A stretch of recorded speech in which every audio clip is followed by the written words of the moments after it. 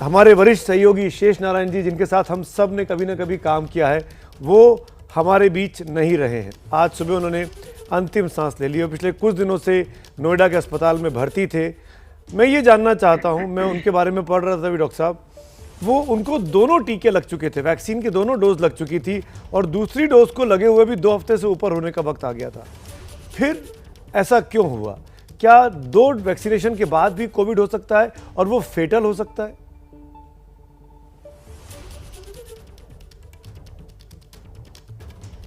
सुमित जी, इस e conclave में बुलाने के लिए एबीपी न्यूज का धन्यवाद और सभी देशवासियों को मेरा सादर नमन।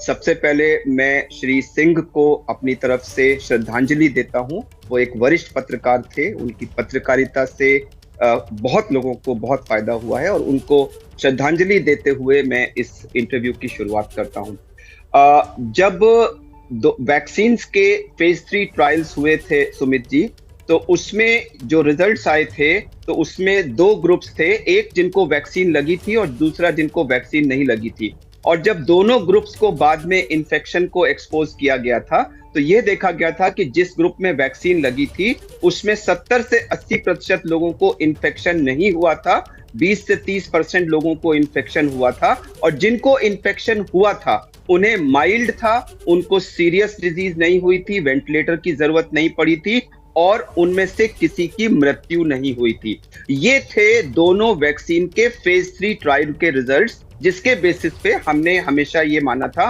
कि वैक्सीन लगवाने से आपकी सीरियस डिजीज से करीब करीब पूर्ण प्रोटेक्शन हो जाता है।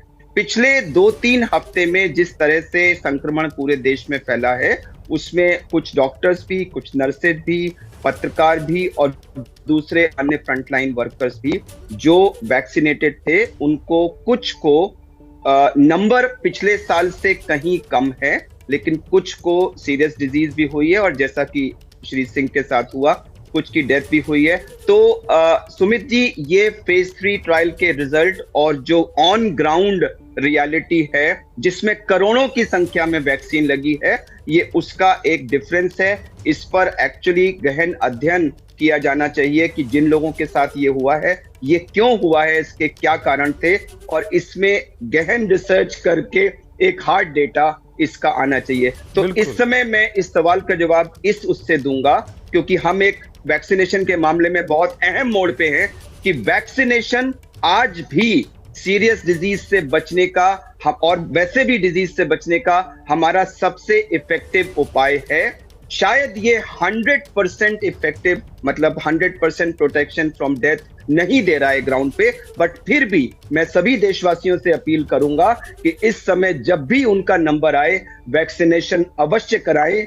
ये जो दुखद घटनाएं हो रही हैं, यह इस समय इंटेंस रिसर्च का सब्जेक्ट होना चाहिए, जिससे आने वाले समय में आंसर्स निकल के आएंगे। हमारी और आपकी बात सुन के डॉक्टर साहब कोई कंफ्यूजन ना क्रिएट हो, मुझे लगता है कि हमको ये क्लियर कर देना चाहिए अपने इस लाइव टेलीकास्ट में, जो कि बहुत ज़रूरी भी है, कि मैं ये बात को पुरजोर तरीके से यहाँ कहना चाहता हूँ कि वैक्सीन ही ज़रूरी है इस वक्त एकमात्र बचाव के तौर पर।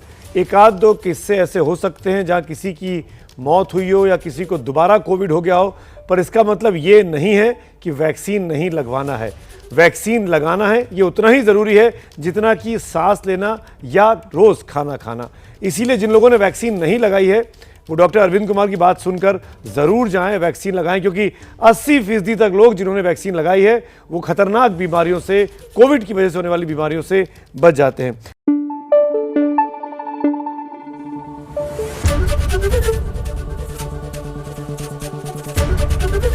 एबीपी न्यूज आपको रखे आगे।